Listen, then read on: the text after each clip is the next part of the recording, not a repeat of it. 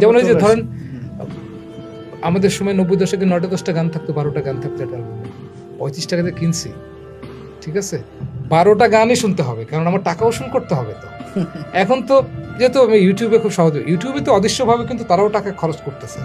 এটা এমন টাকা তো টাকা তাদের বিজ্ঞাপন দেখতেছে, তাদের এমবি ইন্টারনেট খরচ করতেছে, তারাও খরচ করতেছে, কিন্তু ওটা পরোক্ষ, প্রত্যক্ষভাবে না, পকেট থেকে টাকা বের করে সিডি কেনা বা ক্যাসেট কেনার মতো না।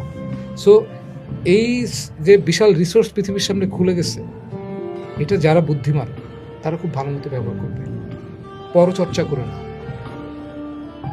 নিজ চর্চা করে। কিন্তু অধিকাংশ কিন্তু পরচর্চাই করতেছে। নিজ চর্চাটা একটু ইম্পর্টেন্ট আমাদের বোঝার জন্য। হ্যাঁ, নিজ চর্চাটা খুব বেশি বেশি।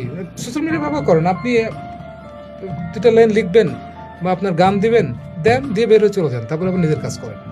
সারাদিন বসে দুনিয়ার কে কি করতেছে এটা দেখলে কি হচ্ছে, আমার সময় চলে যাচ্ছে, তা আমার সময় চলে যাচ্ছে, অন্যের দিকে তাকিয়ে থাকতে থাকতে তো আমি নিজের দিকে তাকানোর সময় পাচ্ছি না।